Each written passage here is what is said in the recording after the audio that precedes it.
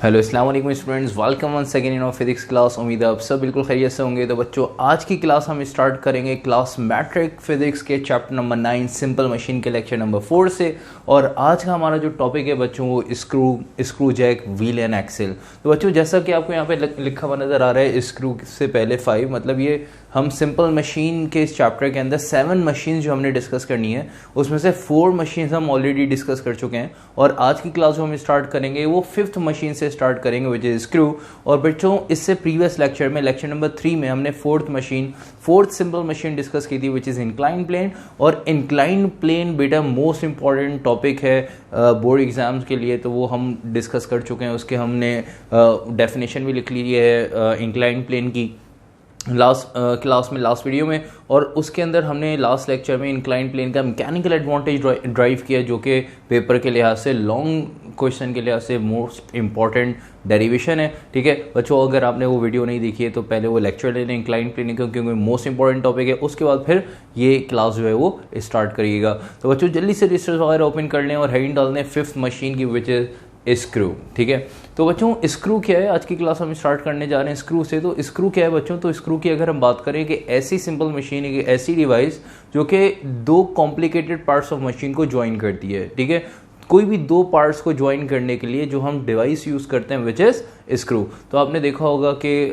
जो है स्क्रू बहुत सारी डिवाइसेस में, स्विच बोर्ड्स में और बहुत डिफरेंट जगहों पे जो है वो स्क्रू यूज़ होता है। ठीक है, 2 वोल्ट के 2 पार्ट्स को ज्वाइन करना हो, ठीक है, किसी भी मशीन के 2 पार्ट्स को आपस में ज्वाइन करना हो, तो उसको ज्वाइन करने के लिए हम क्या करते हैं बच्चों, स्क्रू यूज़ करते हैं। ठीक है, तो स्क्रू आपके डेली लाइफ में बहुत आपने देखा भी होगा, यूज़ भी किया होगा, नज़र पड़ती रहती होगी। तो स्क्रू क्या होता है, तो आज की क्लास हमने स्क्रू को डिस्कस करना है और उसका मैकेनिकल एडवांटेज ड्राइव करना है। फिर स्क्रू जैक को भी हम डिस्कस करेंगे।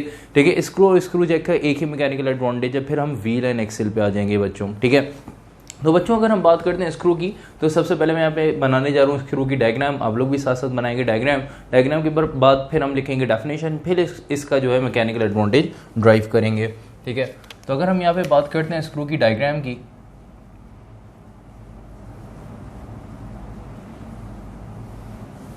तो बेटा ज़रा देख लीजिएगा।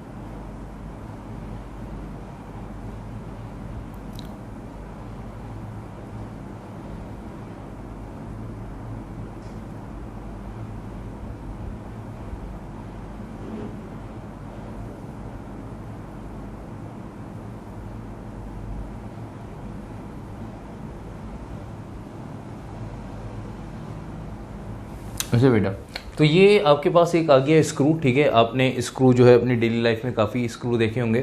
ठीक है, तो स्क्रू की एक छोटी सी रफ सी मैंने यहाँ पे डायग्राम बना दी है और आप यहाँ पे देख सकते हैं। ठीक है, अच्छा, अब स्क्रू में अगर हम बात करें तो यहाँ पे लोड जो होता है वो पूरा, ठीक है, ये पूरा लोड यहाँ पे एक्ट कर रहा होता है स्क्रू के। ये पूरे स्क्रू की बेस है। ठीक है, तो स्क्रू के पूरे यहाँ पे पूरा लोड होता है 2 पार्ट्स का, जो 2 पार्ट्स को हम स्क्रू के थ्रू ज्वाइन करते हैं। और distance covered by the load को हम यहाँ पे रिप्रेजेंट करते हैं पिच ऑफ स्क्रू से। ठीक है, जो 2 थ्रेड के बिटवीन ये जो डिस्टेंस होता है, इस डिस्टेंस को हम distance covered by the load, ठीक है, या फिर पिच ऑफ स्क्रू भी कहते हैं। ठीक है,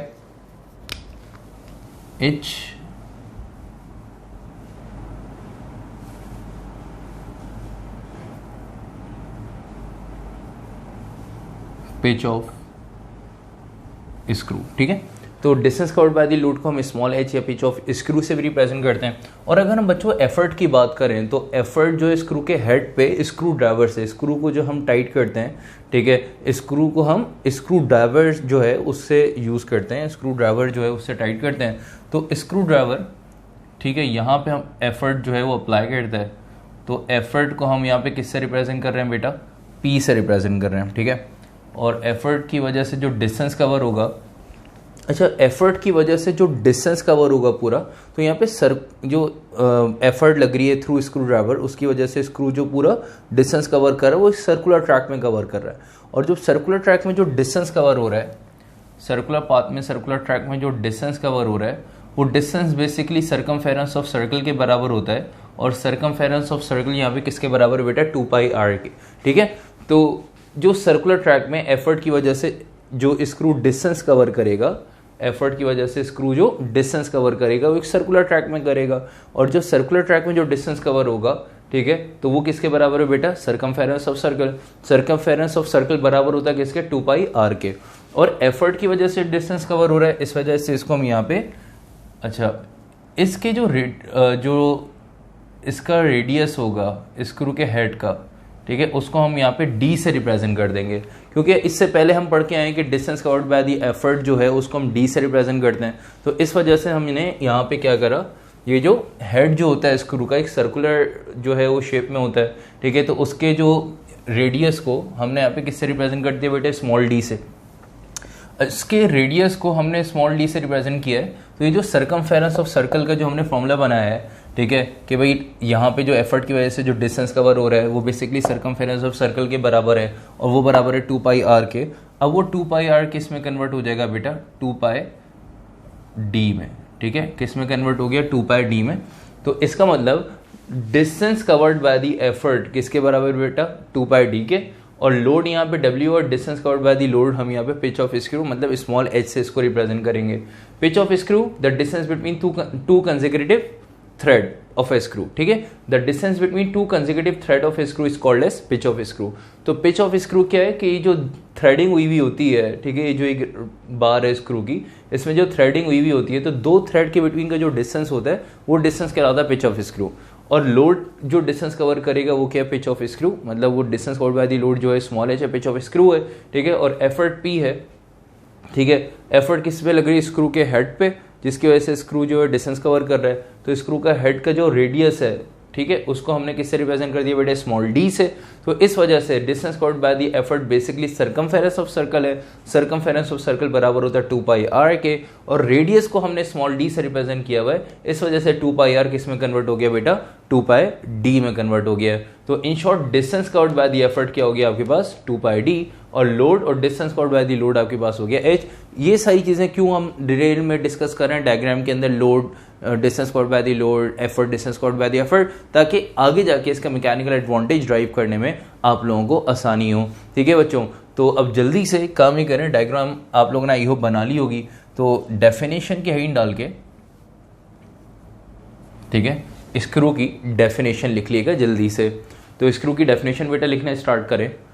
strong rigid threaded bar, a strong rigid threaded bar is called as screw. A strong rigid threaded bar is called as screw, and it is used to join the complicated parts of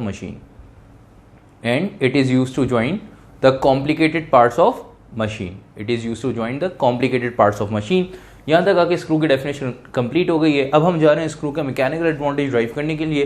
तो hint डाल दिएगा बच्चों जल्दी से यहाँ पे, mechanical advantage of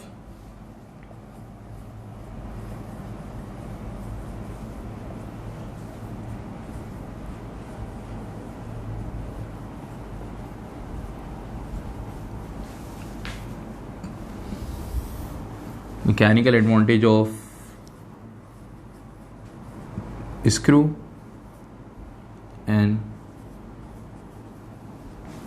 screw jack।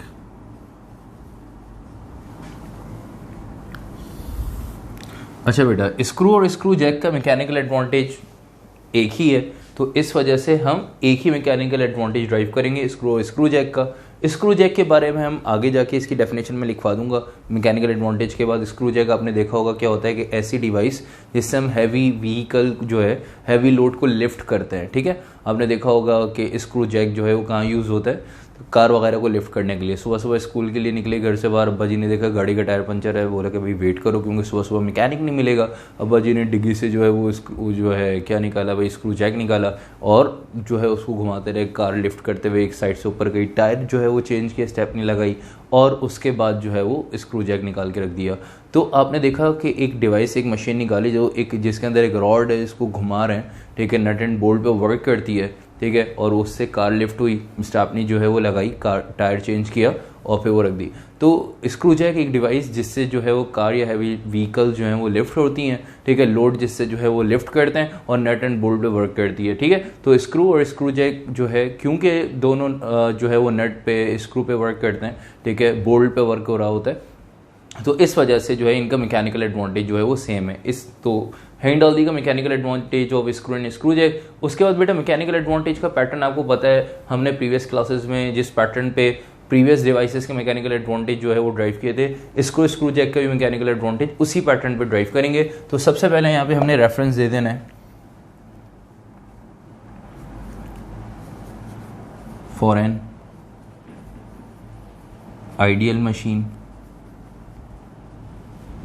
तो बेटा ideal machine के अकॉर्डिंग क्या बताते हैं, आउटपुट बराबर है इनपुट के, ठीक है। तो इसको नाम दे देंगे हम यहाँ पे इक्वेशन 1 का। उसके बाद पहले हम आउटपुट निकालेंगे, फिर इनपुट निकालेंगे। तो पहले सबसे पहले आउटपुट की बात करते हैं। तो यहाँ पे हम लिख देते हैं फॉर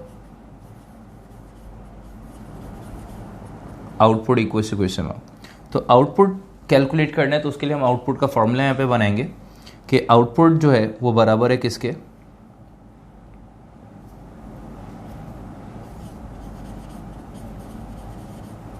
आउटपुट बराबर है load multiply by distance covered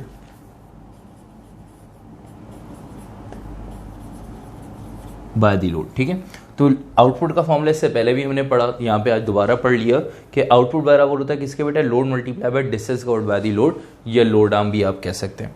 तो बेटा यहाँ पे देखा जाए तो लोड W है, distance covered by the load जो है वो क्या है, H है।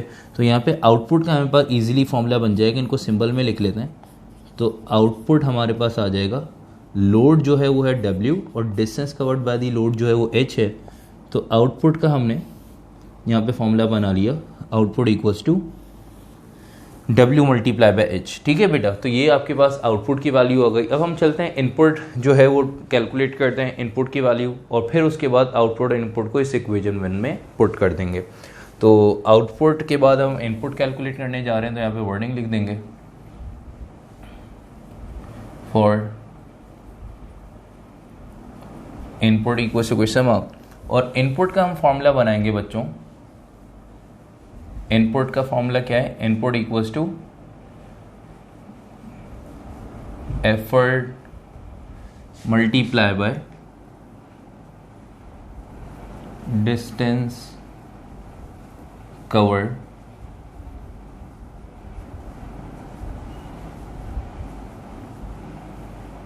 Bye the effort, distance covered by the effort.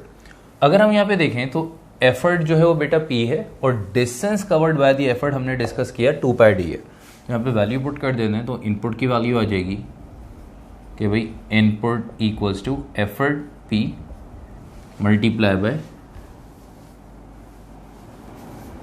Effort की जगह आ जाएगा P multiply by distance covered by the effort 2πd।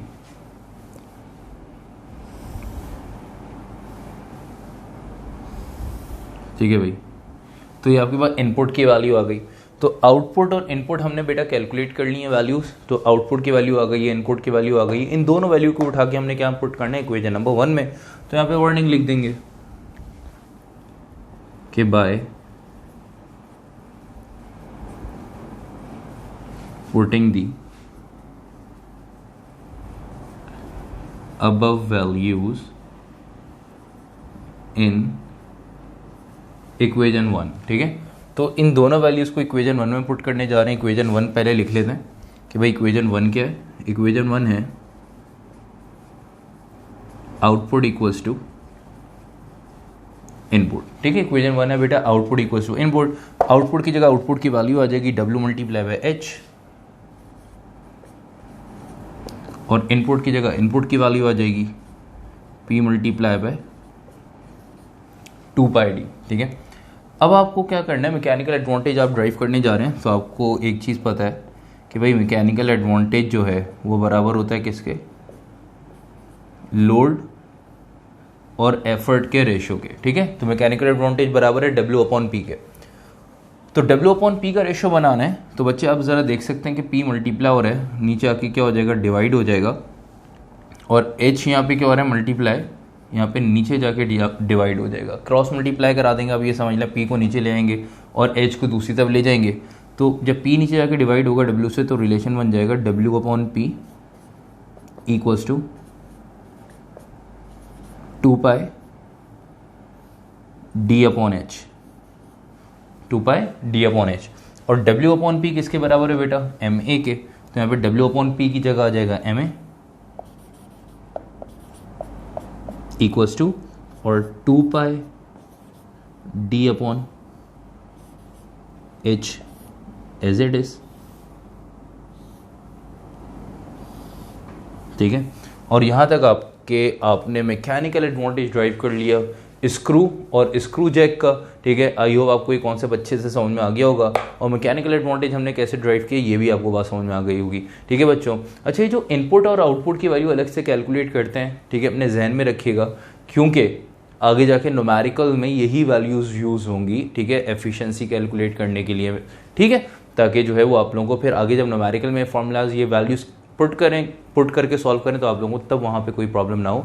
अच्छे से इसकी प्रैक्टिस करके वैल्यूज़ भी याद रख लीजिएगा, ठीक है। तो यहाँ तक आके स्क्रू जैक का जो है मैकेनिकल एडवांटेज ड्राइव हो गया। अब स्क्रू जैक क्या है, इसको थोड़ा सा डिस्कस करते हैं। वैसे तो डिस्कस कर लिया हमने, ठीक है। इसकी हम डेफिनेशन लिखते हैं, ठीक है। हेडिंग डाल दिएगा 5th मशीन के बाद 6th मशीन स्क्रू जैक की, ठीक है।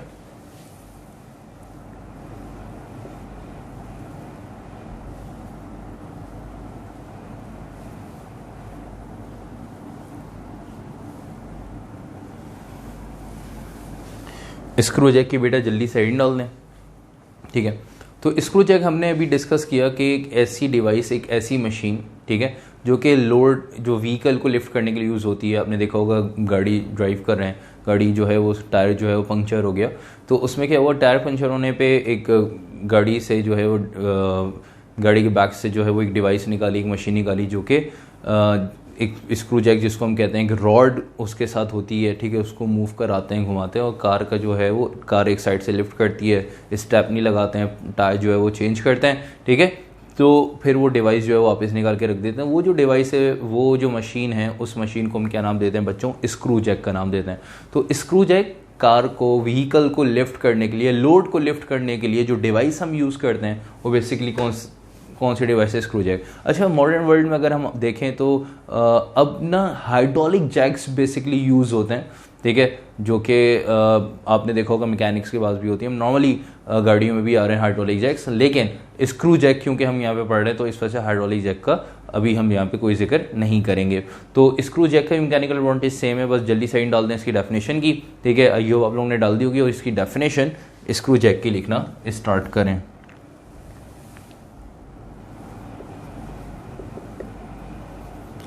अच्छा बच्चों, तो स्क्रू जैक के बारे में लिखना स्टार्ट करें। A device which works on the basis of nuts and bolt, a device which works on the basis of nut and bolt, ठीक है। नट बोल्ट आपको पता होता है, ठीक है, एक जो स्क्रू की तरह ही होता है बोल्ट, उसके ऊपर जो है एक नट चढ़ता है, ठीक है। तो नट और बोल्ट पे जो डिवाइस वर्क कर रही होती है वो डिवाइस कहलाती है screw jack. A device which works on the basis of nut and bolt and it is used to lift the heavy load easily, ठीक है बच्चों। तो ये आ गई स्क्रू जैक की डेफिनेशन। अब हम चलते हैं अपनी नेक्स्ट। अच्छा, स्क्रू जो जैक है, ठीक है, उसके अंदर मजीद और कोई चीज़ें नहीं है। इसका जो मैकेनिकल एडवांटेज है स्क्रू का और इसका मैकेनिकल एडवांटेज सेम है। तो आपने स्क्रू जैक का या स्क्रू का है तो आपने यही मैकेनिकल एडवांटेज ड्राइव करना होगा, लेकिन स्क्रू का ही मैकेनिकल एडवांटेज आता है, ठीक है, और एक साथ ही लिखा हुआ आ जाता है स्क्रू जैक या सिर्फ स्क्रू का। तो आपने जो स्क्रू की डायग्राम बनानी है पूरा मैकेनिकल एडवांटेज ड्राइव करना है। अगर स्क्रू जैक का भी आ जाए तब भी आपने जो है वो यही मैकेनिकल एडवांटेज ऐसे ही ड्राइव करना होगा। अब हम चलते हैं अपनी नेक्स्ट और लास्ट डिवाइस पे, ठीक है, which is wheel and axle. अच्छा बच्चों, व्हील एंड एक्सेल की बात करें तो व्हील एंड एक्सेल क्या है कि आपने देखा होगा कि व्हील आपको पता है पहिया, ठीक है, चाहे वो बाइक का हो, ठीक है, टायर जो है वो क्या है, बेसिकली व्हील है। तो आपने देखा होगा कि व्हील जो होता है वो एक्सेल से अटैच होता है, ठीक है। आपने देखा होगा गाड़ियों के जो बैक साइड पे एक रॉड है उससे जो है वो दोनों उसके एंड पे दो व्हील जो है वो अटैच हुए हुए हैं, ठीक है। और पूरा जो गाड़ी का पूरे व्हीकल का जो लोड होता है, ठीक है, वो किस पे बेटा एग्जिस्ट कर रहा होता है, वो एक्सेल पे एग्जिस्ट कर रहा होता है। लोड मतलब गाड़ी बहुत ज़्यादा व्हीकल पुरानी होने की वजह से, गाड़ी यूज़ होने की वजह से और हैवी लोड की वजह से एक्सेल टूट भी जाता है। तो कभी आपने देखा होगा सुजुकी जो है वो पुल पे चढ़ते हुए साइड में खड़ी हुई है, बस जो है वो, या कोई बड़ा जो है ट्रक है उसका एक्सेल टूट गया, ठीक है, टायर जो है वो टेढ़ा हुआ, वो लोड जो है वो ट्रक जो है वो साइड में खड़ा हुआ है। तो एक्सेल पे पूरा जो है वो लोड एग्जिस्ट कर रहा होता है, व्हील पे एग्जिस्ट नहीं करता, पूरा लोड एक्सेल पे, ठीक है। तो एक रॉड है, आपने देखा होगा बचपन में जो है वो छोटे से खिलौने उनसे खेलते थे और गाड़ी जो छोटी छोटी गाड़ियाँ जो तोड़ के उनके व्हील निकाल लेते थे, ठीक है। व्हील जो है वो एक रॉड होती थी, उसके दोनों एंड पे व्हील होता है। जो रॉड है ना वो बेसिकली एक्सेल है, ठीक है, और दोनों तरफ जो है आप देख रहे होते थे व्हील है। तो व्हील और एक्सेल के कॉम्बिनेशन से क्या होता है बेटा, एक डिवाइस फॉर्म होती है, उसको हम कहते हैं व्हील एंड एक्सेल। और क्या कहते हैं, व्हील और एक्सेल जो है वो लोड को ट्रांसफर करने के लिए from one point two another use होते हैं। बेसिकली व्हील एंड एक्सेल से एक आप ये कह लें एक व्हीकल जो है फॉर्म होती है। तो पूरा जो लोड होता है व्हीकल का, ठीक है, एक्सेल पे होता है और वो लोड को ट्रांसफर कर रही होती है from one point two another. तो व्हील एंड एक्सेल की हम पहले बनाएंगे डायग्राम, फिर लिखेंगे इसकी डेफिनेशन, फिर इसका भी मैकेनिकल एडवांटेज बच्चों हम करेंगे ड्राइव। तो चलते हैं इसकी डायग्राम की तरफ। पिन डाल दिएगा डायग्राम की।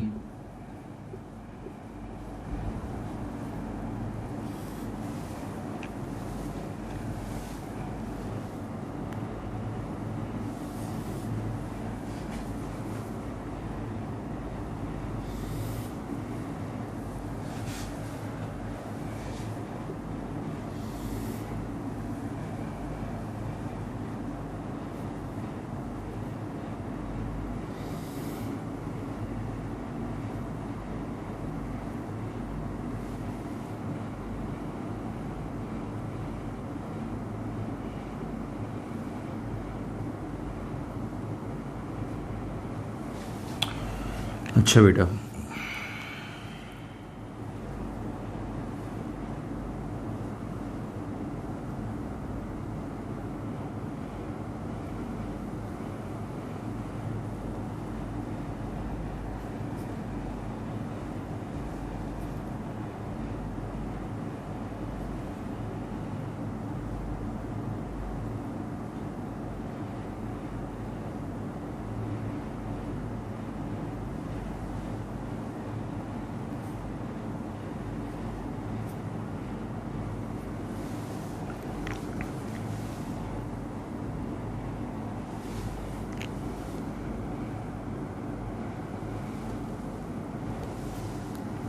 तो ये हमने बना ली एक व्हील,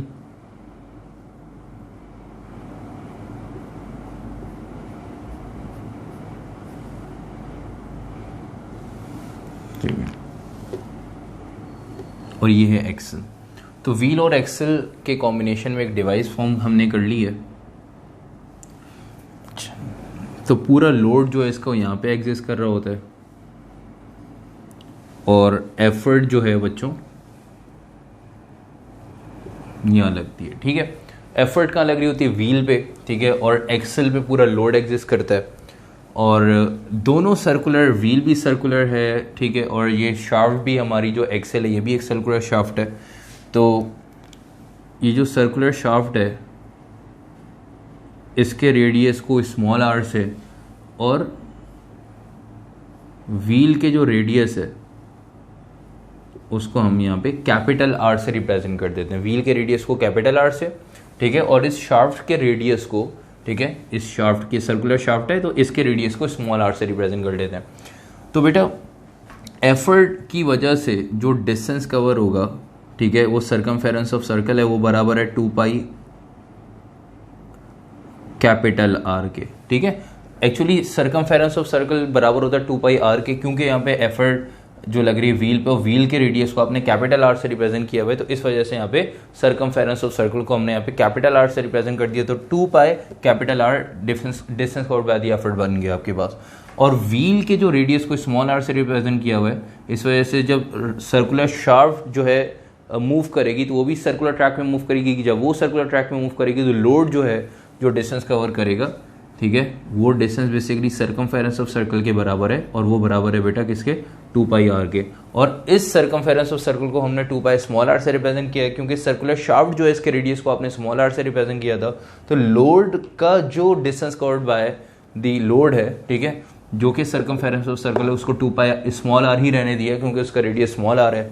और एफर्ट की वजह से यहाँ पे जो डिस्टेंस कवर हो रहा है वो भी सर्कुलर ट्रैक में हो रहा है, इस वजह से सर्कुलर ट्रैक में जो डिस्टेंस कवर होता है उसको सर्कमफेरेंस ऑफ सर्कल कहते हैं, ठीक है। और क्योंकि व्हील का जो रेडियस है, 2 रेडियस है, ये भी सर्कुलर है और शाफ्ट भी सर्कुलर है और व्हील भी सर्कुलर है, और हमारा जो है वो शाफ्ट भी हमारी सर्कुलर है, तो दोनों के रेडियस हैं, तो इसके रेडियस को कैपिटल आर से, इसके रेडियस को स्मॉल आर से रिप्रेजेंट कर दिया, तो distance covered by the load हो गया बेटा 2 पाई स्मॉल आर, और distance covered by the effort हो गया 2 पाई कैपिटल आर, क्योंकि व्हील का रेडियस कैपिटल आर था और शाफ्ट का रेडियस स्मॉल आर था। तो बच्चों एफर्ट और distance covered by the effort, load और distance covered by the load आपको पता लग गया। अब चलें जल्दी से इसकी डेफिनेशन लिखें और उसके बाद फिर इसका मैकेनिकल एडवांटेज हम ड्राइव करेंगे। तो डेफिनेशन के इन डाल के डेफिनेशन लिखिएगा।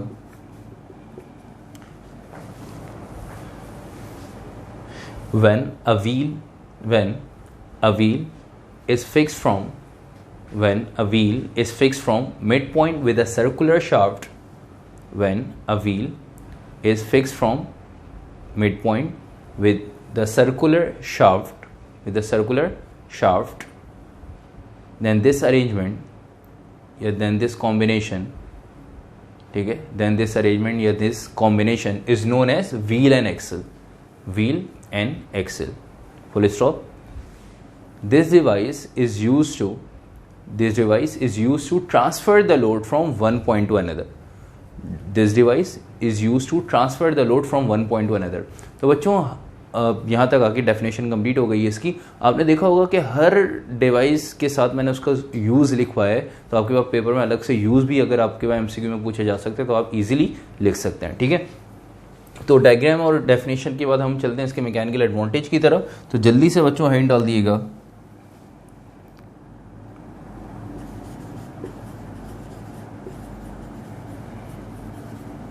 Mechanical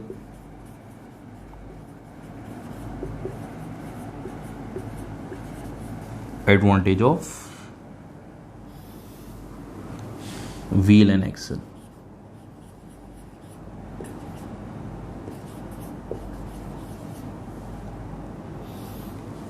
mechanical advantage of wheel and axle. Mechanical advantage हम स्टार्ट करेंगे इसी पैटर्न पे जिस पे हमने जो है वो स्क्रू का मैकेनिकल एडवांटेज ड्राइव किया था। तो सबसे पहले हम क्या लिखेंगे, for an ideal machine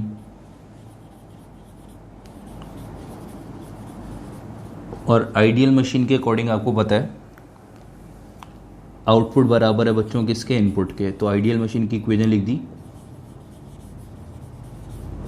output equals to input, और इसको हम नाम दे देंगे इक्वेशन नंबर 1 का। पहले हम जो है वो आउटपुट कैलकुलेट करेंगे, फिर इनपुट, फिर आउटपुट और इनपुट की वैल्यूज को उठा के इक्वेशन में पुट कर देंगे। तो चलते हैं, आउटपुट पहले कैलकुलेट करेंगे फिर इनपुट की तरफ चलते हैं।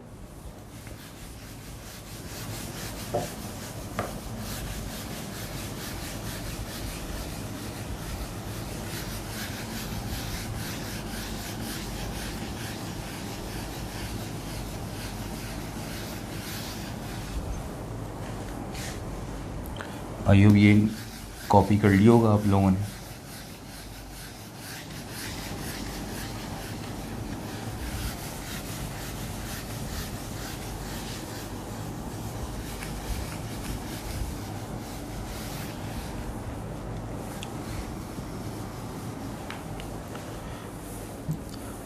अच्छा बच्चों, तो इक्वेशन नंबर 1 हमने बना लिया, आउटपुट इक्वल्स टू इनपुट। तो पहले हम कैलकुलेट करेंगे आउटपुट, फिर इनपुट, फिर उनकी वैल्यूज को यहाँ पे करेंगे पुट। तो सबसे पहले हम यहाँ पे लिख देंगे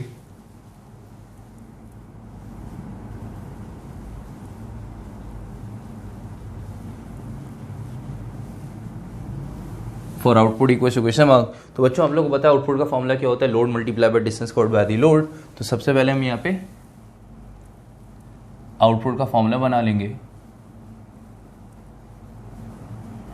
output equals to load multiply bye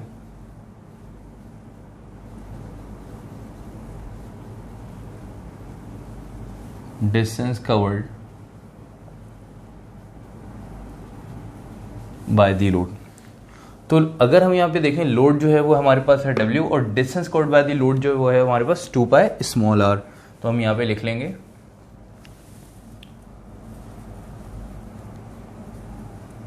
output equals to load W और distance covered by the load है 2 पाई स्मॉल r। तो ये आपके पास आउटपुट की वैल्यू हो गई बेटा। जैसे ही हमने आउटपुट की वैल्यू कैलकुलेट कर लिया, हम चलते हैं इनपुट की तरफ। इनपुट कैलकुलेट करेंगे तो यहां पे लिख देंगे for input equals to question mark. तो इनपुट का फॉर्मूला हम यहां पे बनाएंगे बच्चों, input equals to effort multiply by distance covered by the effort। ठीक है, तो इनपुट का फॉर्मूला हमारे पास आ जाएगा effort multiply by distance covered by the effort. तो एफर्ट है P और distance covered by the effort क्या है बेटा 2 पाई कैपिटल R। तो इनपुट हमारे पास है P multiply bye 2 pi capital R।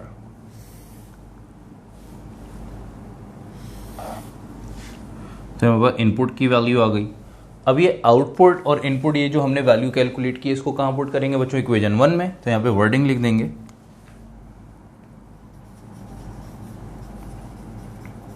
By putting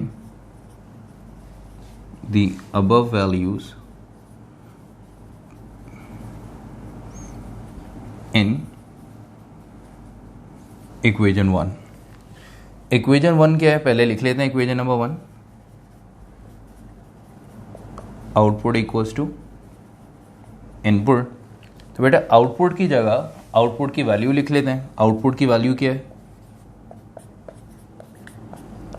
2 pi small r, और बच्चों इनपुट की वैल्यू है हमारे पास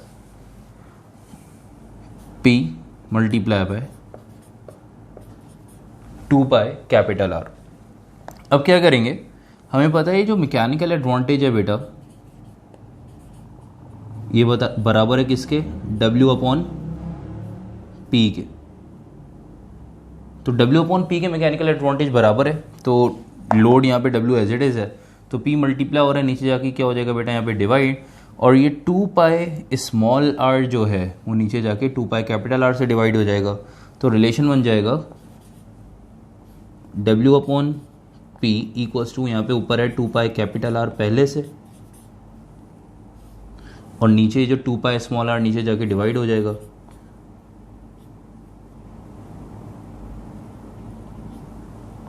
ठीक है, तो देखें W as it is, capital P multiply और नीचे जाके डिवाइड, और 2 पाई r नीचे जाके डिवाइड हो गया।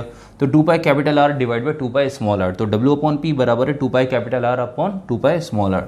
नेक्स्ट स्टेप में क्या करेंगे कि भाई ये 2 पाई से 2 पाई क्या हो जाएगा बच्चों, कैंसिल हो जाएगा, न्यूमरेटर डिनोमिनेटर सेम वैल्यू है, और उसके बाद W अपॉन P जहाँ आ रहा है उसकी जगह आ जाएगा MA। तो रिलेशन बन जाएगा MA इक्वल्स टू, ऊपर बच गया कैपिटल R, नीचे बच गया स्मॉल r। तो आपने व्हील एंड एक्सेल का मैकेनिकल एडवांटेज ड्राइव कर लिया, और व्हील एंड एक्सेल का मैकेनिकल एडवांटेज आपके पास आ गया capital R upon small r. ठीक है, तो आपने क्या करा, व्हील एंड एक्सेल का मैकेनिकल एडवांटेज यहाँ से स्टार्ट किया और पूरा आउटपुट और इनपुट कैलकुलेट करने के बाद वैल्यूज पुट की इक्वेशन 1 में, और उसके बाद मैकेनिकल एडवांटेज ड्राइव कर लिया। तो ratio between capital R and small r is a mechanical advantage of wheel and axle. तो व्हील एंड एक्सेल के मैकेनिकल एडवांटेज बच्चों हमने यहाँ पे कर लिया ड्राइव, और यहाँ तक आके ये हमारा चैप्टर और यहाँ तक आके हमारी तमाम मशीन जो इस चैप्टर के अंदर हमने पढ़नी थी उनके मैकेनिकल एडवांटेज ड्राइव करने थे वो हमने कर लिए, और यहाँ तक आके ये चैप्टर हमारा हो गया कंप्लीट। अब इंशाल्लाह नेक्स्ट क्लास में हमारी मुलाकात होती है, उसके अंदर हम इस चैप्टर के न्यूमेरिकल्स करेंगे, इस चैप्टर की जो प्रॉब्लम्स है उनको हम डिस्कस करेंगे। 6 प्रॉब्लम्स हैं, 6 न्यूमेरिकल्स हैं, तो इंशाल्लाह नेक्स्ट क्लास में मुलाकात होती है, उसके अंदर वो हम न्यूमेरिकल डिस्कस करेंगे। तो बच्चों आई होप ये आपको कॉन्सेप्ट अच्छे से समझ में आ गया होगा मैकेनिकल एडवांटेज ड्राइव करने का। इंक्लाइंड प्लेन का मैकेनिकल एडवांटेज जो है वो ज़्यादा इंपॉर्टेंट है, उसके बाद व्हील एंड एक्सेल है।